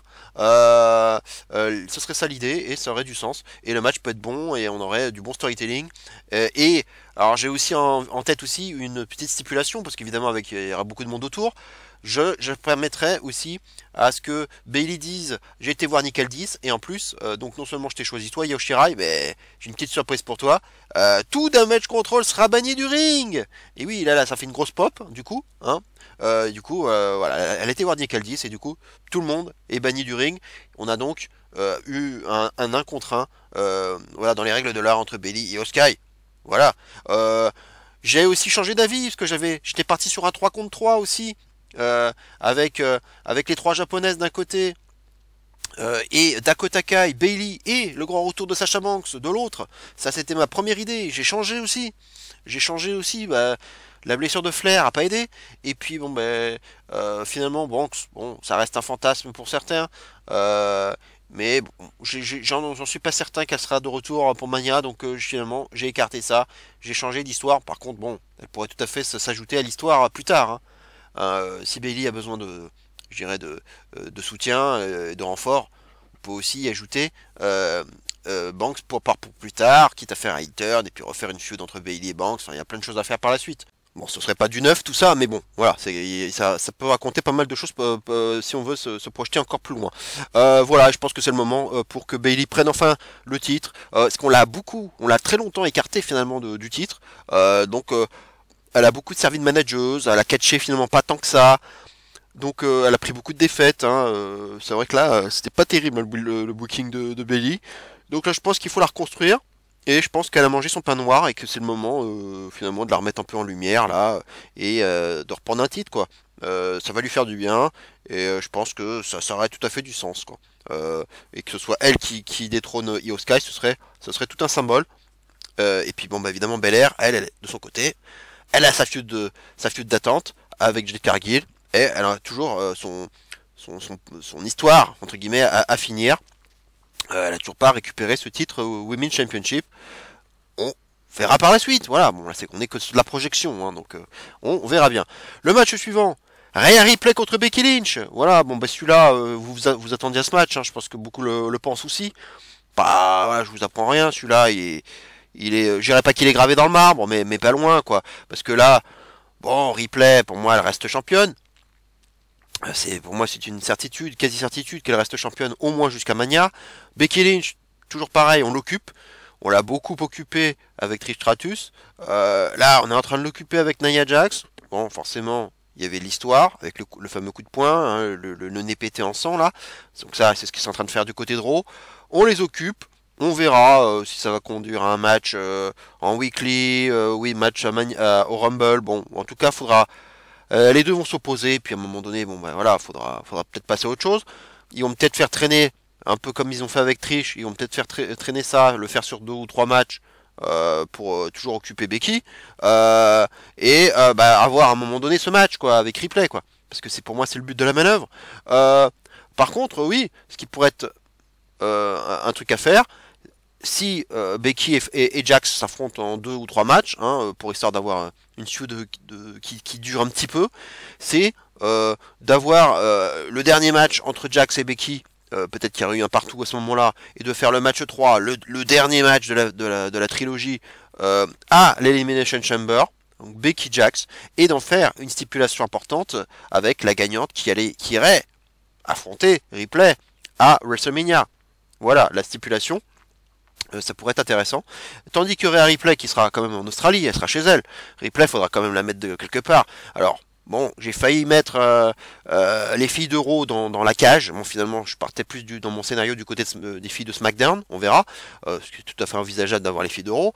Mais dans mon scénario, du coup, ce serait d'avoir plutôt une Ripley qui défendrait son titre à l'Elimination Chamber. Donc avoir un dernier obstacle à franchir avant d'aller à Mania avec le titre. Ce serait, et je pensais à Shayna Baszler, voilà, parce que c'est la feud qui n'a pas encore été faite. Quitte à lui mettre encore une adversaire de transition et un danger potentiel. Et ben voilà, une Shayna Baszler qui, bon, voilà, qui a pas fait grand chose. Là, dernièrement, on lui a donné un petit cadeau là à Crown Jewel, mais bon, ça n'a pas donné grand chose. Et là, je pense qu'il insiste davantage avec son association avec Zoe Stark maintenant. Mais ça peut être l'occasion de ressusciter un peu la feud de NXT. De raconter un peu ce qui s'était passé à l'époque pour ceux qui n'avaient pas suivi, donc juste avant la pandémie en fait, du coup il y aurait des choses à raconter, et ce serait une adversaire je dirais crédible, s'il est bien construite, ça peut donner quelque chose d'intéressant, et d'avoir donc ce match à l'Elimination Chamber avec évidemment un public complètement acquis à la cause de Ripley, hein, même si elle est heal, alors là y a rien à dire, là elle serait hyper acclamée, du coup on aurait ce qui serait intéressant d'avoir, si on avait cette configuration, ça serait intéressant parce qu'on aurait plusieurs matchs possibles du coup, c'est-à-dire la gagnante du Ripley Baszler qui irait affronter la gagnante du Jax Becky à Mania, et quand tu vois les 4 filles, c'est que des matchs qui auraient du sens quoi. Parce que le Jax Ripley on l'a pas fait, hein, on le tease mais on l'a toujours pas fait le Jax Ripley. Si c'est Jax contre Baszler, bon, ils le feront pas, mais si c'est Jax contre Baszler, bon, ça se raconte aussi, hein, les deux ont été championnes par équipe pendant longtemps, Baszler a mis hors d'état de nuire Jax de la WWE, donc ça se raconte aussi de la même façon. Et puis là aussi ça n'arrivera pas, mais si c'était Shayna Baszler contre Becky, oui, ça rappellerait la feud de la pandémie de WrestleMania 36. Donc là aussi ça se raconte, donc configuration avec des choses qui se racontent à chaque fois, donc ça peut être pas mal. Et voilà un peu comment je construirais ça. Et puis bon bah voilà, donc forcément Ripley conserve son titre sous une grosse pop australienne. Becky, ça y est, elle finit sa feud avec Jax et elle peut enfin avoir la tête dirigée vers le titre et d'avoir enfin cette feud avec Ripley que tout le monde attend. Hein. Ça fait comme un moment qu'on l'attend. Il y a eu des petites guns plantées, des face-off, pas beaucoup de paroles pour l'instant échangées, mais on l'attend ce match et ça c'est vraiment l'affiche pure pour Mania quoi. Il faut la faire, il faut la voir à tout prix. Je vois pas autre chose là. J'imagine mal Triple H se foirer là-dessus quoi. Il peut pas passer à côté de cette affiche, c'est impossible. Et en une contre une, hein, mettez pas d'autres filles autour. Hein. Faites pas un triple threat, un fatal four way quoi. Juste un duel, rien ni plus ni moins. Et l'occasion, je pense, pour que Becky termine enfin ces histoires de transition et ces programmes d'attente pour qu'elle récupère ce titre. Enfin, en tout cas qu'elle gagne ce titre. Hein. Elle n'a pas encore eu celui-là, mais ça va étoffer son palmarès. Et pour qu'elle prenne un titre, hein, ça faisait du coup qu'elle a fait un petit moment qu'elle a pas eu de titre, et bah, voilà, avoir une nouvelle championne, parce que bon, Ripley, mine de rien, bah, elle va rester un an avec le titre, hein, si on en est là, puisqu'elle l'a pris à Charlotte à Mania, justement Mania cette année, donc ça ferait un an de règne, hein, donc ce serait déjà très très bien hein, pour Ripley, si son règne s'achève au bout d'un an, hein, ça serait un énorme push pour elle, hein, quand même. Hein. Voilà comment je vois les choses pour les filles hein, du côté d'Euro. Le match suivant, voilà, bah, Seth Rollins contre Voldemort, hein, voilà, parce que bon, on est quand même pas dupe. Le programme est parti pour aboutir à ça. On part de l'élément du réel et puis voilà, on en fait une storyline, quoi. Voilà, c'est comme ça qu'on est en train de le faire. Et elle avait vu et elle est pas conne, quoi. Elle est en train de bien jouer en fait. Elle joue bien ses cartes. On utilise des éléments du réel, on joue sur des éléments réels pour les utiliser dans les promos, dans les segments et en faire une storyline et monter la sauce. Finalement, il n'y a pas grand chose à faire. Les bookers, ils ont pas beaucoup de travail à faire. En fait, tout est écrit en fait. Il n'y a plus qu'à sortir les lignes, des choses qu'ils ont déjà faites, faire des petites allusions. Et voilà, ça va tout seul. Et puis les tensions, elles se font facilement en fait. Y a rien à forcer, ça va tout seul. Donc ce serait au tour du titre évidemment, poids lourd. Le vainqueur, donc le challenger de Rollins, Voldemort, gagnerait potentiellement ou le Rumble ou l'Elimination Chamber pour moi. Dans mon scénario, ce serait davantage l'Elimination Chamber qui serait pour moi un match number one contender, enfin un match challenger. Celui qui gagne le Chamber va chercher Rollins à Mania. Donc ce serait plutôt moi pour ça pour le scénario, ce serait pour moi ce serait ça. Et puis au-dessus j'ai mis Senior Money in the Bank, Damien Priest, qui serait donc comme je l'ai dit tout à l'heure un peu énervé là, qui a lâché Balor et la même nuit, donc ce serait un peu les montagnes russes pour lui. Hein.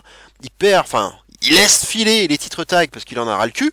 Et là il va aller chercher son destin quoi. Il va aller chercher sa destinée. C'est ce putain de titre. Et en clin d'œil à ce que Rollins avait fait dans ce cash-in mémorable de WrestleMania 31, il va aller s'ajouter au match dans un triple threat. On s'y attendait pas forcément à ce moment-là. Et là, boum, sa musique retentit. Et il nous fait le coup du triple threat. Il nous fait le coup de Rollins. Il nous fait une Rollins. Mind game. Rollins s'y attend pas. Personne s'y attend, Voldemort non plus. Et alors le résultat, est-ce qu'il sera favorable ou pas à Priest, ça c'est une autre histoire et je suis même pas allé jusque là à vrai dire. Mais l'idée c'est surtout d'avoir voilà, enfin un cash-in et de valider. Voilà, au moins qu'on n'en parle plus, ça y est, la mallette, elle est cachée, on passe à autre chose, parce qu'il faut pas non plus qu'il la garde trop longtemps, là, ça y est, maintenant, c'est bon, il l'a assez attendu maintenant, et puis ça irait avec l'histoire, voilà, on le sent de plus en plus frustré. Alors, est-ce qu'il a quitté le Judgment Day? Voilà, ça aussi, il y aura d'autres réponses à apporter le lendemain, ou en tout cas ou 2 jours après à Raw. Est-ce que il a quitté le Judgment Day? Est-ce que c'est juste une colère passagère? Est-ce qu'il va se calmer derrière? Tout dépendra aussi du résultat, peut-être aussi de ce cash-in. Est-ce que ça va pas? Est-ce que Balor ne va pas finalement l'empêcher de réaliser son rêve? Ça aussi, hein? Voilà. Et puis, j'ai pas parlé de Dominique et JJ McDonough. Attention, qui peuvent aussi avoir leur rôle à jouer dans l'histoire. C'est un triple threat là, du coup. Hein. Si c'est un triple threat, là, ça devient un ODQ. Hein, donc, du coup, Damien Priest, il se met même un petit peu en difficulté là, parce que s'il transforme ce match en triple threat, bah du coup il transforme le match en match no DQ. Donc attention, Est-ce que ça se retourne pas contre lui? Bah ça peut être aussi très intéressant en termes de storytelling. Donc on verra hein, si Priest turn face ou pas. Et finalement, ou si finalement il continue de marcher seul, mais en restant heal quoi finalement. Puis après tout, les deux mecs qui sont là, pour l'instant, ils sont face quoi. Donc pour l'instant, Priest il serait le heal du match quoi. Donc voilà, j'aurais un peu ce scénario un peu fou. Et on verra ce que ça donne. Et je pense que à minima, Voldemort contre Rollins, on va l'avoir. Bon voilà. Et Priest, on verra son rôle à jouer, mais je pense qu'il peut en avoir un. Surtout s'il perd dans la foulée les titres tag. Et on va passer au dernier match, qui sera pour moi le main event de la nuit 2, cette fois-ci, à savoir Cody Rhodes contre Roman Reigns numéro 2. Bah oui, oui, bah oui, hein, je pense qu'on on va pas y échapper à celui-là. C'est un peu programmé pour, hein, ça va faire un an, enfin à ce moment-là ça fera un an que Cody a eu cette énorme déception en perdant à Mania 39. C'est vrai que ça a douché beaucoup de monde, hein. On a eu une grosse clim. Moi j'ai été très surpris personnellement, je pensais pas que qu'il allait perdre comme ça. En gros, bon bah son histoire, elle prend du temps. Elle prend du temps à se terminer, à être écrite, et du coup bah il veut la finir, et ça continue là-dessus. On le met en feud avec Nakamura, en attendant, évidemment il gagnera la feud. Il va aller au Rumble, hein, il l'a déjà annoncé. Et alors, est-ce qu'il va le gagner, ou est-ce qu'il va affronter Reigns en gagnant un Elimination Chamber? Bah, je suis parti de... Ça me fait chier, hein. Moi j'aime pas trop ceux qui gagnent le Rumble 2 années de suite, hein. Mais je suis quand même parti dans l'idée qu'il gagnerait le Rumble une deuxième année de suite, puisque les deux ne sont pas dans la même brand tout simplement, et que pour que Cody, de façon je dirais crédible, sans faire le coup facile du ah bah je franchis la passerelle et je vais du côté de SmackDown comme ça de façon très gratuite, et ben la seule façon vraiment d'aller chercher Reigns quand tu viens de Raw, bah c'est de gagner le Rumble. Et comme ça tu choisis ton adversaire quoi, tu choisis ton champion. Donc bah du coup bah je suis parti là-dessus. Donc pour moi victoire de Cody dans le Rumble, deuxième victoire. Bon je suis pas fan hein. Je changerai peut-être de pronostic d'ailleurs hein, pour ça. Mais il sera de toute façon quoi qu'il arrive, quoi qu'il en soit, il sera dans les favoris. Il va aller chercher donc le Rumble, il va aller chercher Reigns, hein, parce que c'est toujours cette histoire qui veut finir. Euh, et, euh, et donc on a ce match 2. Bon, là on va pas nous refaire le coup, on est d'accord. Hein, voilà, Reigns va perdre, ça y est, enfin. Bon, là je fais le prono, mais bon, voilà, je pense que c'est la fin de cette histoire qui a pris beaucoup trop de temps. Là maintenant, ça y est, on est au-dessus de ce qu'on pouvait encore accepter. Moi j'ai fini, enfin SummerSlam pour moi c'était terminé. Donc là, et j'avais déjà pris un énorme coup sur la tête à Mania hein, aussi. Hein, donc, mais entre Mania et SummerSlam, il y avait encore des choses intéressantes. Mais mais SummerSlam pour moi c'était le coup de grâce total.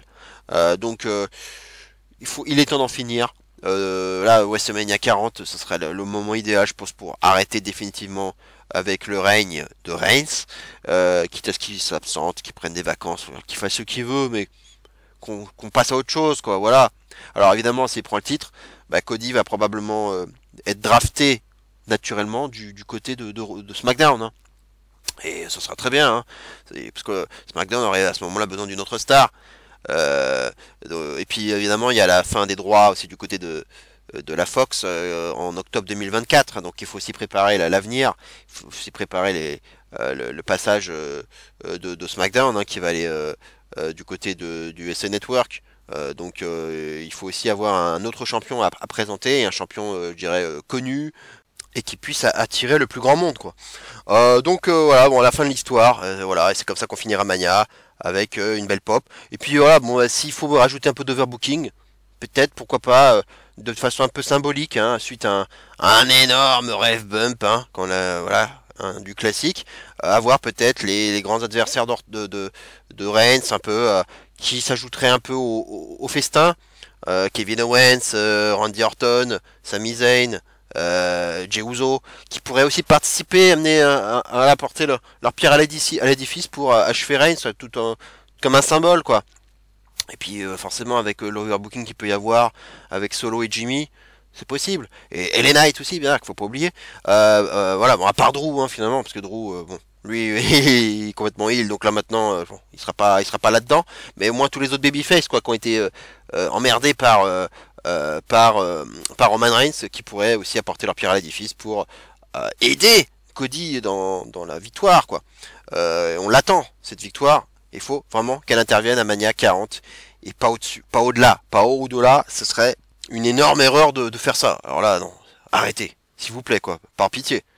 Voilà donc pour la carte prédictive de Mania 40, hein, j'espère que ça vous aura plu. Voilà, je me suis bien amusé à la faire, hein, comme chaque année. C'est toujours un gros kiff de raconter, d'inventer des histoires. Voilà, bon, je pense pas que j'en ai avoir beaucoup de bons, hein, il y en aura peut-être. Bon, au moins le Cody Reigns, je suis quand même plutôt confiance par rapport à ce match. Le reste, on verra. Voilà, en tout cas maintenant on va finir ce morceau catch, et ce dernier morceau catch de l'année, par donc le dernier top 5 de l'année. Voilà, et c'est encore difficile de faire un choix. Il s'est passé des choses intéressantes ce week-end aussi. Je l'ai pas intégré par manque de temps. J'aurais éventuellement pu mettre les matchs de Final Battle là qui viennent d'avoir lieu. Il y a eu un très bon six-way, je dirais, hein, pour le Survival of the Fittest pour déterminer un nouveau champion télé du côté de la ROH.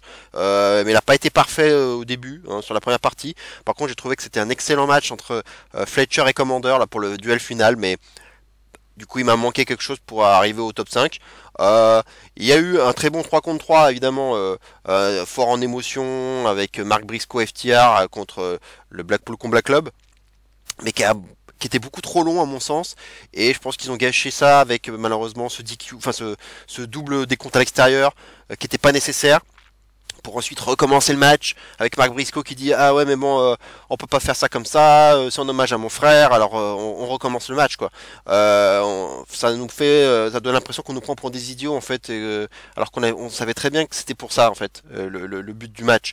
Donc ça sert à rien de stopper le match pour on nous remette une couche en nous disant en fait n'oubliez pas que c'était un match en hommage à Jay Briscoe. Ça c'était une faute de goût, c'était en trop. Il n'y avait pas besoin de nous faire ça, et il fallait faire un match à ce moment-là, faire un match no DQ dès le départ. Et puis bon, ma suspension consentie d'incrédulité a fait que à ce moment-là, pourquoi est-ce qu'on voit plein d'armes tout à coup dans le match? Pourquoi est-ce qu'on voit des punaises, pourquoi est-ce qu'on voit une fourchette, table, etc. Donc ça veut dire ils savaient déjà que ça allait devenir un match no DQ alors. Donc voilà, bon, ça m'a un peu sorti aussi cette histoire. Le match est bon, hein, sinon, hein, mais voilà, il y a ces petits éléments qui font que je peux pas le mettre dans le top 5. Et le dernier match entre Athena et Billy Starks, qui était un bon match féminin, qui était un long build-up, hein, ça c'est sûr. C'était un bon match, mais le résultat, je le trouve tellement raté. C'était absolument pas le résultat qu'il fallait faire pour moi, et du coup ça m'a aussi sorti pour le mettre dans le top 5. C'est vraiment dommage parce que il y avait les éléments, hein, il y avait le storytelling, il y avait le gros build-up qu'il y avait eu, et la fin du match et surtout le post-match, rien n'allait pour moi, c'était pas du tout ce qu'il fallait faire, ça n'a aucun sens, et ça m'a également sorti, ça a sorti la possibilité que ça intègre le top 5. Mais en soi, dire les trois matchs que je viens d'évoquer, ils auraient pu, ils étaient pas loin du top 5. C'est dommage pour eux, hein. Mais il fallait aussi en parler. Voilà, on va commencer directement par le numéro 5. Alors attention, j'ai 5 promotions différentes, hein, dans ce top 5, et donc 4 japonaises. Donc ça, j'ai jamais été aussi varié au niveau des promotions japonaises, hein. 4 promotions japonaises vont être évoquées là, c'est rare, c'est même la première fois. Donc le numéro 5, c'est Kento Miyahara et Yuma Aoyagi contre Katsuhiko Nakajima et Okuto Omori.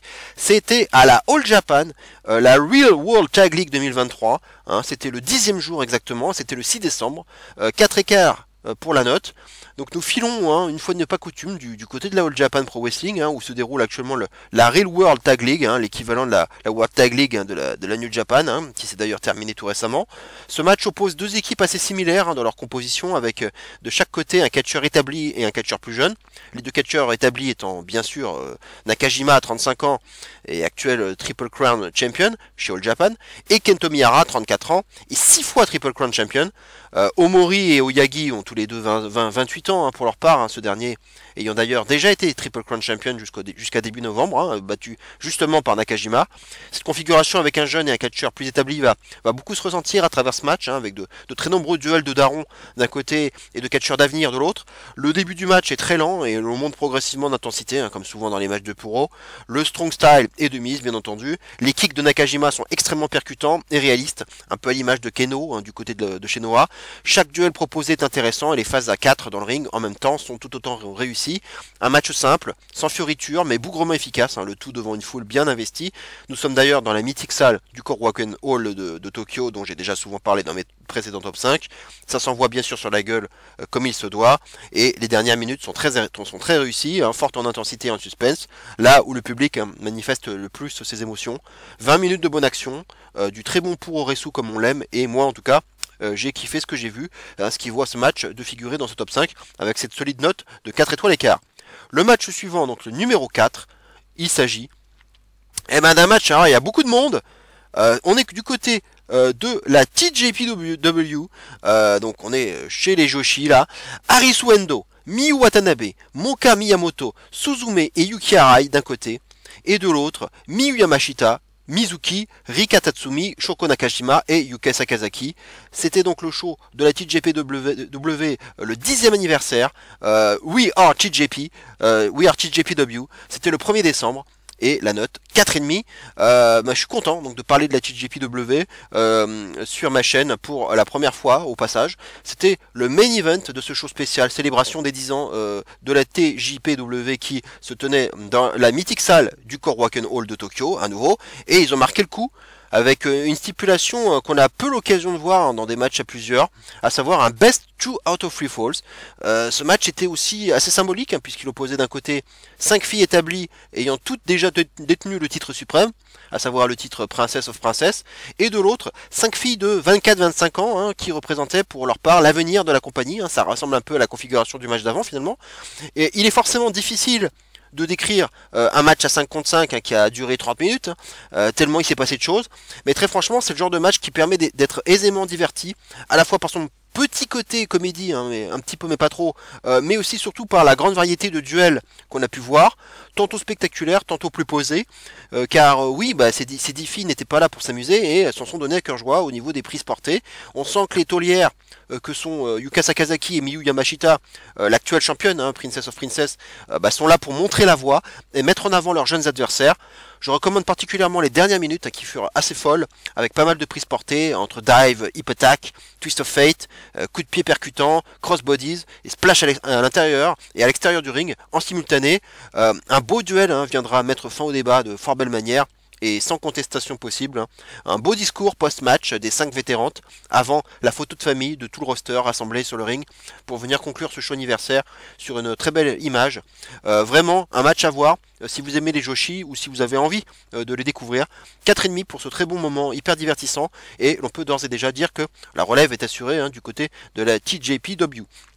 Le match suivant, c'est déjà le numéro 3, il s'agit de Bronson Reed contre Wesley, contre Johnny Gargano et contre Cameron Grimes. C'était à NXT en weekly et c'était le 28 novembre. 4,5 pour la note. Oui, il est rare que je vous parle d'un match de weekly de NXT dans mes top 5, mais celui-ci fut tout à fait remarquable à signaler. Un Fatal 4-Way fort symbolique entre 4 anciens champions nord-américains, 3 d'entre eux faisant désormais partie du main roster, tandis que le 4e, donc en l'occurrence Wesley, était dans l'obligation de l'emporter dans le but d'aller challenger Dominic Mysterio pour son titre nord-américain à Deadline, le pay-per-view qui suivait 11 jours plus tard. Un Dominic Mysterio d'ailleurs présent aux commentaires pour l'occasion, une stipulation quelque peu étrange et bancale d'un point de vue suspense, mais bon, passons, ce n'est pas ça qui m'aura empêché de passer un excellent moment. 20 minutes de pure action non-stop qui passe à une vitesse folle et où l'on retrouve comme par magie des Reed, Grimes et Gargano tels qu'on les a appréciés à NXT, là où dans le main roster on peine davantage à s'investir en eux. Reed est vraiment ultra dominant et puissant face à 3 petits gabarits qui feront le maximum pour se débarrasser de ce lourd fardeau. Et lorsqu'ils y parviendront, forcément le rythme va s'intensifier et les manœuvres de haut vol vont pleuvoir. Comme à chaque weekly, le public est chaud, bouillant et permet d'être à fond dans ce match. Chacun des 4 catcheurs est utilisé à la perfection dans ce qu'il sait faire et on parvient même à oublier le temps de ce match, la pauvreté du suspense liée à cette stipulation bancale. L'intervention d'Ivar en fin de match sur Bronson Reed est parfaitement logique au vu des récents événements aperçus à Raw et permet d'intelligemment protéger Reed dans la défaite. Les derniers échanges entre les 3 petits gabarits sont fous et permettent de conclure ce match en apothéose. Malheureusement, on apprendra une semaine après le forfait de Wesley pour Deadline dû à une opération au dos qu'il va devoir subir et qu'il éloignera des rings pour une durée impressionnante de 8 à 12 mois. C'est bien triste pour lui, d'autant plus qu'il aurait probablement récupéré ce titre nord-américain que Dragon Lee a d'ailleurs finalement récupéré en remplaçant Wesley au pied levé. Bref, ce match est vraiment à voir. C'est une vraie pépite et l'un des tout meilleurs matchs de Weekly que NXT nous ait offert ces dernières années.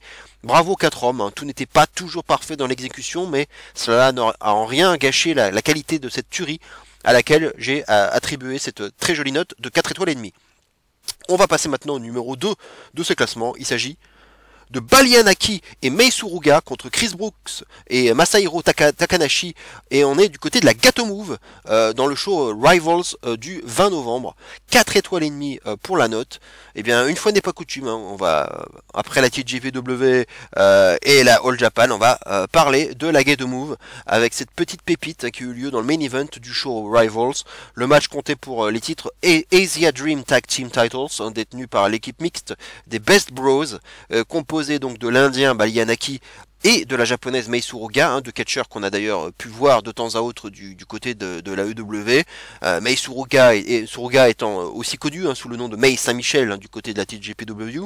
En face, l'équipe composée de Chris Brooks, dont j'ai déjà parlé dans mon précédent top 5, et Masahiro Takanashi, qui avait d'ailleurs déjà détenu ses titres tag pendant plus d'1 an, entre 2022 et 2023, ayant eux-mêmes pris ces titres je vous le donne en mille, à Balianaki et Mei Suruga, après un règne de quasi égale durée.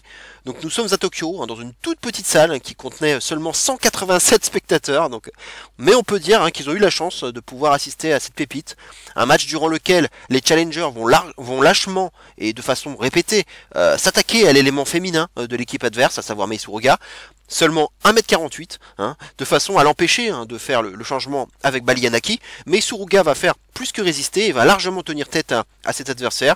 Les combinaisons entre les équipes sont assez originales, ça va vite, c'est fluide, c'est spectaculaire et on n'a pas le temps de s'ennuyer. Ce sont 26 minutes de pure action qui vont pas mal mettre en lumière Mei Suruga et ses capacités in-ring plus qu'impressionnantes. Ça combine vraiment très bien entre elle et son partenaire et l'équipe fonctionne à merveille. Le move qui mettra fin au match est aussi de toute beauté et vient conclure un excellent match dont je suis content de pouvoir vous parler car il va hélas passer très inaperçu.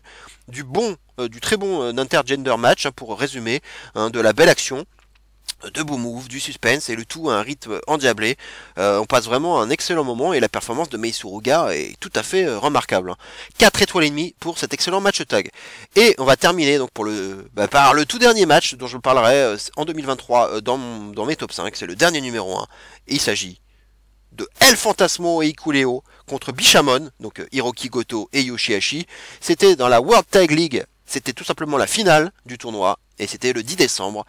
4 étoiles 75 pour la note. C'était donc la grande finale de la World Tag League, le tournoi par équipe de la New Japan. Hikuleo et El Fantasmo, actuel New Japan Strong Openweight Tag Team Champions, avaient une sacrée montagne à gravir, car Bishamon ne sont rien d'autre que les actuels IWGP Tag Team Champions et double tenant du titre dans cette World Tag League, rien que ça. Goto a d'ailleurs aussi déjà gagné cette compétition avec Karl Anderson en 2012 pour l'anecdote et Shibata en 2014. Donc en remportant ce tournoi, Bishamon serait la toute première équipe à remporter ce tournoi pour la 3e fois. Ce serait donc historique. Un match vraiment complètement fou et indescriptible, tellement il s'est passé de choses. On a plus eu l'impression d'assister à un match tornado qu'à un match tag simple, tellement les lutteurs furent présents dans le ring en même temps, ce qui participe aussi à la folie de ce match.